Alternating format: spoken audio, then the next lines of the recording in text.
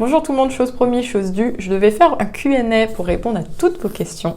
Donc voilà le sujet de la vidéo aujourd'hui. Pour ceux qui ne me connaissent pas, je suis Leslie Dumex, make-up artiste professionnelle et on va voir ensemble plein de sujets. Alors c'est divers et varié, mais j'essaie de répondre à un maximum de personnes. Première question un petit peu skincare qui est « Bonjour Leslie, prenez-vous du collagène et si oui, quel est le résultat sur votre peau ?» Mon avis sur le collagène, alors pour être très honnête, j'en prends depuis un moment. Moi, je vois un résultat direct plutôt sur les articulations parce que je fais beaucoup de sport et je sens que sur les articulations, c'est très efficace. Sur la peau, je saurais pas vous dire s'il y a un résultat merveilleux. Après, je me dis que c'est jamais mauvais de prendre des compléments. Bon, c'est toujours un plus de toute façon.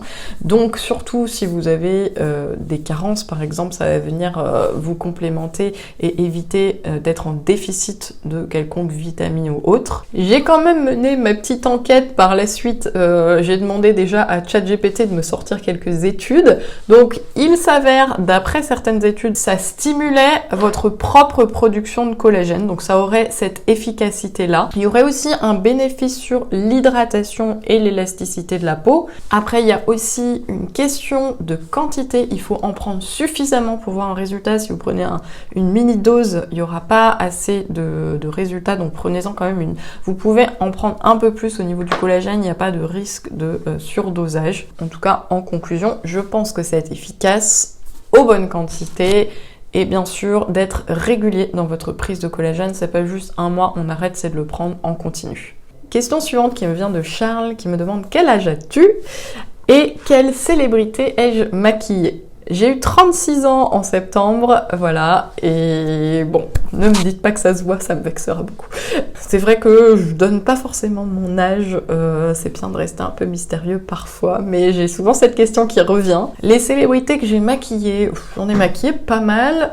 J'avais la toute première célébrité que j'ai maquillée, c'était Salma Hayek, ça commence à dater, et Laetitia Casta. Ensuite, en ce moment, je suis beaucoup avec l'actrice Bérénice Bejo. J'ai maquillé beaucoup de mannequins un petit peu top modèles connus comme Joanne Smalls, Poppy Delevingne, et beaucoup aussi de jeunes actrices, ça peut être des influenceuses, voilà, pour te citer d'autres noms, Camille Cotin par exemple. Après ça, il faut les voir sur ma page Instagram parce que je n'hésite pas à les partager tous les mois dès que j'en fais des nouvelles. Little Dot qui me demande « Hello Leslie, j'ai une question accessoire. Quelle est la référence des créoles que tu portes dans tes vidéos pressées le matin ?» Alors mes créoles, je les avais achetées, ça date, dans la boutique de Nathalie Dumex, qui est ma tante, donc voilà, pour le même nom que moi. Et elle a des petits bijoux aussi sur sa devanture, et souvent, voilà, je lui achète des créoles, d'autres bijoux. Donc rien que vous puissiez retrouver en ligne, elle les vend pas sur son site, faut vraiment se déplacer dans sa boutique. Et pour être honnête, je sais pas si elle fait encore ce modèle. Une question technique de Soso qui me demande « Coucou, je veux savoir comment tu es équipée pour te filmer dans tes vidéos, tes lumières, filtres spéciaux ?» afin d'être aussi parfaite comme tu es, merci. Donc, le matériel que j'utilise, alors moi j'ai une caméra professionnelle, alors je viens aujourd'hui de changer de caméra, j'ai une Sony FX30, et en lumière, bon, il faudrait un peu que je vous montre mon studio parce que j'ai plein de choses, je vais vous montrer, j'ai des grands panneaux de LED devant moi, j'ai une lumière au-dessus qui éclaire mon fond, je me suis quand même assez équipée, j'ai la chance d'avoir un studio chez moi, donc c'est pas donné à tout le monde, et bon, plus le temps avance, plus je m'améliore côté technique, je mets pas de filtre sur mes vidéos, en tout cas quand je suis à l'intérieur, le contenu de mes tutos, je mets pas de filtre. Sur les réseaux sociaux, ça m'arrive de filtrer un peu les filles si elles avaient une peau, voilà, mais c'est pas vraiment le filtre, je pense que c'est plus le traitement d'image qu'on va avoir en post-production, mais alors là, bon, ça c'est des années de pratique, donc je ne saurais pas vous donner une référence en particulier. Tisha qui me demande « Bonjour Leslie, je suis débutante maquilleuse et je vous trouve très organisée. Serait-il possible d'avoir une vidéo sur mon kit professionnel quand je pars en prestation pour maquiller une mariée ?» Alors, moi, c'est vrai que je fais pas très souvent des mariées, pour être honnête, mais il faudrait que je vais vous filmer une petite vidéo de mon kit, comme ça, ça va être plus simple. Bon, là, j'ai un petit peu changé mon organisation dernièrement. Pour être honnête, j'avais un sur-kit avec, vous savez, les petites séparations. J'ai tout enlevé et je viens de refaire des trousses que j'ai achetées chez My Kit Co, qui ont déjà des séparations à l'intérieur. Et ma petite astuce, c'est que je les colle avec de la super glue parce qu'en général, toutes les séparations, ça se barre dans tous les sens et c'est insupportable quand on bouge beaucoup, on transporte tout. Et j'ai beaucoup de petites pochettes comme ça avec des petits séparateurs pour mes crayons. J'ai des boîtes en plastique pour ranger mes pinceaux et bien séparer pinceaux propres, pinceaux sales. Je vous montre tout ça en même temps que je vous parle. J'ai des petits aussi flacons pour mes fonds de teint, donc je reconditionne tous mes fonds de teint. En fait, il y a très peu de choses où je prends le produit fini. Je refais aussi des palettes pour éviter d'être trop chargée, trop lourde aussi niveau poids. Donc il y a des choses, dès que je peux dépoter des palettes, les remettre en petit format, en général c'est ce que je fais. C'est pour ça que d'ailleurs souvent on me dit mais qu'est-ce que tu as mis sur cette célébrité, et je ne sais plus parce que tout est dans des palettes mélangées, je n'ai plus les références pour être honnête. Une question de Marie, alors qui me pose 2 questions. Que penses-tu la trend des make-up par rapport à son contraste, et existe-t-il des maquillages à privilégier par rapport à son type de beauté? Alors, j'ai regardé cette trend par rapport à son contraste. J'ai pas hyper bien compris ce que c'était, pour être honnête. Je trouvais ça assez compliqué comme tendance à appliquer. Il me semble juste que c'est un filtre que vous venez mettre et qui vous dit en fonction de la couleur de vos cheveux et de vos sourcils, vous êtes tel contraste. En fait, j'ai un peu l'impression que c'est un truc qu'on fait naturellement en tant que make-up artiste professionnel. Je me dis pas, tiens, le contraste de cette fille, comme si... Non, je me pose pas ces questions, mais c'est sûr que si on a une blonde avec des sourcils clairs, on fait en général un maquillage quand même plus doux que si on a une brune ou une Kim Kardashian, sur qui on peut aller plus loin au niveau des couleurs. Mais ça me paraît assez logique, du coup, parce que sur une blonde très claire, si d'un coup on a un contouring très marqué, ça va être bizarre. J'imagine que c'est un peu ça la base de la technique, donc en soi c'est juste, mais c'est vrai que quand j'ai regardé les vidéos de la trend, ça me paraissait hyper compliqué, j'ai pas tout de suite compris, donc ça peut embrouiller certaines personnes. Et sur la deuxième question, forcément, oui, il y a des maquillages à privilégier en fonction de son type de beauté. Si vous avez une peau plutôt mate, si vous avez une peau plutôt claire, vous dire comme ça en résumé, là, ça serait impossible. Forcément, on a toutes des traits différents, donc on s'adapte aussi. On regarde si le visage est long, si la bouche est charnue, si on a un nez, un petit nez, un gros nez, etc. Et en fonction des traits de la personne, je ne maquille jamais de la même personne, c'est sûr que je m'adapte au visage que j'ai en face de moi. On peut toujours, en tant que maquilleur, donner des règles de base, mais il faut toujours adapter, on est tous différents, il n'y a pas un visage qui se ressemble, donc après c'est à vous de bien vous regarder si c'est pour vous maquiller vous-même, ou de bien regarder votre modèle si vous êtes maquilleur pro, pour justement être au plus juste. Là, j'ai encore une question. Alors du coup, c'était aussi sur les compléments alimentaires, savoir si je prends ou pas des compléments alimentaires, et ainsi que mon hygiène de vie pour être aussi belle. Merci. Écoute, moi déjà, première chose, je fais beaucoup de sport. C'est vrai qu'avant, j'en parlais beaucoup sur Instagram, je le fais plus trop, mais je vais bien 3 fois à la salle de sport par semaine. Avant, j'y allais 4. Bon, avec le bébé, ça a été plus compliqué, j'étais moins assidue sur ma routine sportive, mais je m'y suis vraiment remis ces derniers mois et ça fait du bien, aussi bien pour le corps, mais au niveau de la peau, en fait, c'est incroyable.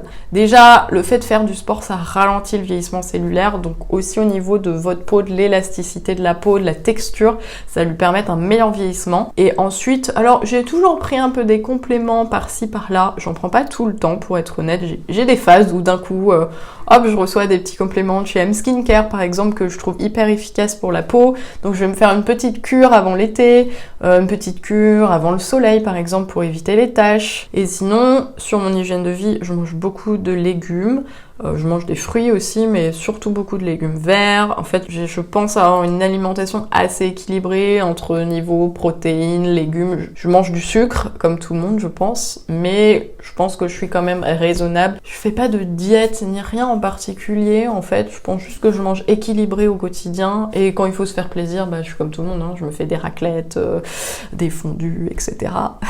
Ça, la peau, en général, la charcuterie, ça n'aime pas du tout, j'ai direct des boutons.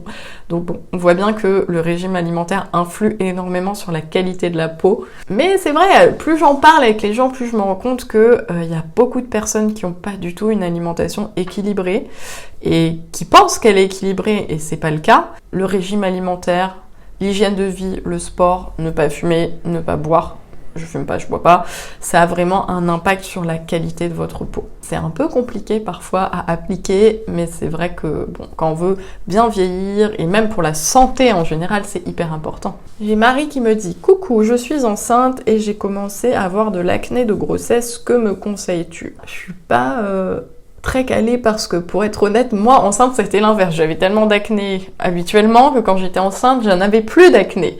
Donc j'avoue que c'est compliqué parce qu'il y a beaucoup de produits qu'on peut pas utiliser quand on est enceinte. C'est vrai que j'adore la routine Caudalie Vinopure. Je sais qu'il y a des huiles essentielles, mais alors pour avoir mené ma petite étude, c'est à très petite quantité, donc moi j'ai utilisé ces produits pendant ma grossesse, ça ne pose pas de problème quand c'est peu concentré dans les produits. Si tu veux utiliser une marque qui fait des produits spécifiques un peu ciblés pour l'acné, il y en a plein qui le font et qui sont compatibles avec la grossesse.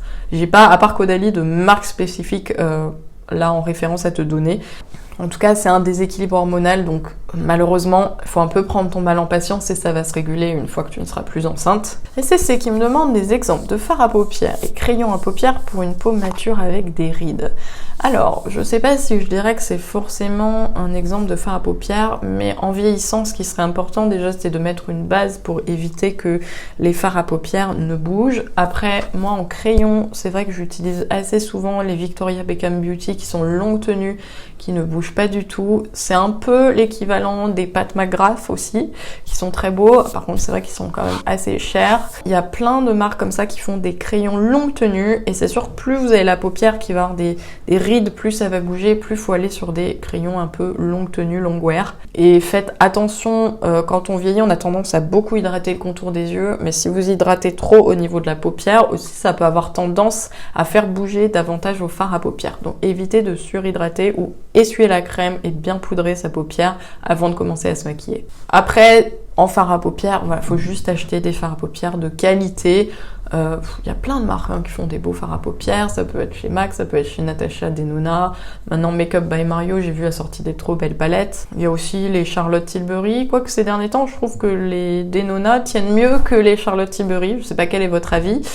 Il y a Miss Beauty Addict qui me demande comment choisir la teinte de rouge à lèvres qui nous va à ravir. Alors c'est une bonne question. Alors c'est vrai que moi je fais un peu ça par habitude et même des fois je me dis pas il y a une couleur de peau, un rouge à lèvres, comme bon après c'est mon métier, ça me paraît facile, mais pour vous guider un petit peu, je vais vous montrer un tableau. En gros, en fonction de sa couleur de peau, voilà, il y a des teintes qu'on va pouvoir, c'est sûr que si on a une peau claire, on va rester sur des teintes plus douces, et plus on a une peau foncée, plus on va pouvoir aller sur des bordeaux, des marrons, mais on peut aussi avoir une peau très claire et s'amuser, mettre un très beau marron intense, un très beau bordeaux. Bon, pour moi, c'est pour ça, c'est dur à dire, il n'y a pas de règle. En tout cas, en général, déjà aussi, regardez la couleur de base de vos lèvres. On a tous déjà une sorte de petite teinte. Si elle est plus rosée, si elle est plus neutre ou si elle est un peu plus violine, essayez de rester justement sur cette couleur, mais un ton au-dessus pour justement faire ressortir votre bouche. Ce serait le conseil le plus simple pour trouver déjà une belle couleur basique qui vous va bien. Après, alors j'ai vu un truc très rigolo l'autre jour sur les réseaux sociaux. Je vous conseille d'essayer les rouges à lèvres, mais alors c'est un peu dur d'aller essayer. Moi, je n'essaye jamais les testeurs, je trouve ça vraiment dégoûtant. Et j'ai vu une fille qui mettait des scotch sur sa bouche et qui essayait les couleurs. J'ai trouvé ça fabuleux. Parce que c'est vrai que quand on met ça sur sa main, on peut pas se rendre compte. Ça n'a rien à voir puisqu'on a déjà une teinte sur la bouche. Donc, pourquoi pas tester cette petite technique de mettre soit un scotch, soit un film et de passer la couleur. Je trouvais ça très drôle. J'ai une question de Gabrielle qui me demande sur la fixation du make-up. J'ai justement sorti une vidéo là-dessus très récemment, donc allez la regarder, ça sera beaucoup plus simple. Elle est très complète et je vous explique toutes les erreurs à éviter pour que votre maquillage tienne bien toute la journée. Et notamment, je vous parle de la fixation avec le spray fixateur à la fin. Nina me demande comment avoir un teint le plus fondu possible. Alors c'est vrai que ça c'est sur la question qu'on me demande, c'est déjà de ne pas commencer à appliquer des couches de produits hyper épaisses. La règle numéro 1, ce serait bien préparer sa peau pour avoir une base bien hydratée, pas surhydrater non plus, attention. Et une fois que vous mettez votre fond de teint, commencez à mettre une petite couche et le travailler, si vous voulez plus de couvrance, en remettre, mais petit à petit, pas prendre son fond de teint, étaler une énorme couche et ça ressemble à rien quand on fait ça en général. Et aussi, ça peut être les produits que vous venez travailler par-dessus. Par exemple, vous avez fait votre fond de teint, votre anti-cerne, et quand vous allez venir mettre votre blush et votre contour, attention à bien les dégrader. Ça veut dire qu'il y a toujours beaucoup de travail, c'est pas juste on applique le blush et c'est fini. Moi j'ai tendance à reprendre mon pinceau fond de teint, à continuer à mélanger mon blush pour que tout soit bien dégradé ensemble. En fait, tant qu'on voit qu'il y a encore des traces, c'est que le teint est pas assez travaillé, c'est qu'il faut continuer à le travailler.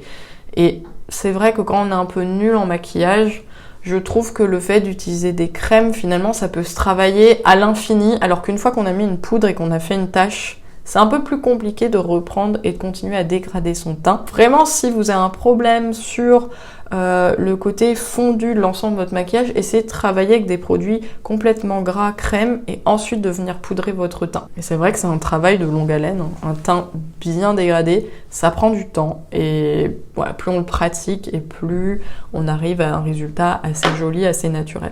Jennifer qui me demande quel conseil je pourrais donner à une mariée qui se maquille toute seule pour gagner de l'argent. Mon conseil, ça aurait peut-être été de faire un cours de maquillage avec une maquilleuse professionnelle, pourquoi pas, pour que le jour J, vous soyez au top. Je l'ai déjà fait d'ailleurs il y a longtemps avec des mariées qui voulaient pas forcément payer pour le jour J et qui se faisaient un petit cours de make-up pour être prêtes et perfectionner un petit peu leur technique. Je dirais surtout de regarder encore une fois ma vidéo sur la fixation, parce qu'en général quand on se maquille pour un mariage, on veut de la tenue, donc cette vidéo elle peut vraiment vous aider. Et après bon, ça dépend un peu ce que vous voulez faire, parce qu'il y a des mariés qui sont très maquillés, les mariés c'est hyper naturel, donc ça c'est un petit peu personnel. J'ai encore quelques questions. J'ai Anna Santini qui me demande comment j'ai réussi à accéder à des travaux make-up importants dans la mode. Ça je dirais que c'est au fil des années, on construit son réseau. J'ai beaucoup travaillé gratuitement les week-ends aussi, fait des éditos où j'étais pas payée, ça on le dit pas souvent, mais je l'avais dit justement dans ma vidéo comment devenir make-up artiste. C'est vrai que c'est vraiment, je pense, construire un book qui est déjà de qualité, ça veut dire que les collaborations que vous allez choisir de faire au tout début de votre carrière, elles vont être importantes pour que les images que vous ayez à montrer aux clients soient très jolies et qualitatives. Une erreur que je vois beaucoup, c'est beaucoup de jeunes make-up artistes qui font des trucs hyper artistiques, mais en vrai, quand on fait de la publicité et de la mode, c'est jamais très artistique, c'est pas comme ce qu'on pense, c'est pas des trucs de toutes les couleurs, c'est beaucoup de naturel. Donc déjà, commencez par faire un très joli book naturel avec des beaux make-up classiques, glamour, ça sera un très très bon début. Mais en tout cas, c'est sûr que la patience et les années de travail, ça finit quand même par payer. Et il suffit d'avoir un jour une opportunité, une super grosse campagne, après on la rajoute au book, et puis ça ouvre les portes à d'autres choses. Et c'est pareil pour les célébrités, c'est dur d'avoir les premières, mais une fois qu'on en a quelques-unes, puis après ça se développe naturellement, organiquement. Quelle est ma formation en make-up ? Moi, j'avais fait une école qui s'appelait à l'époque Flavia Palmera qui a fermé. Pareil, toutes ces questions, j'y avais répondu dans ma vidéo. Donc, je pense qu'Anna, tu devrais aller regarder ma vidéo « Comment devenir make-up artiste ». Cette école a malheureusement fermé. Voilà, donc je peux pas vous la recommander aujourd'hui. Oli qui me demande les meilleurs tips ou produits pour les petites rougeurs. Alors moi j'ai une palette de chez MAC que j'adore, je trouve qu'il couvre assez bien. Alors après ça dépend aussi de votre âge, parce que cette palette je l'utiliserai sur une peau plutôt jeune. Il y a aussi la palette Makeup Forever qui peut bien couvrir les petites rougeurs. Bon voilà, sur une peau plus âgée, je suis moins fan de ces produits parce qu'ils sont assez couvrants et je trouve qu'ils marquent beaucoup.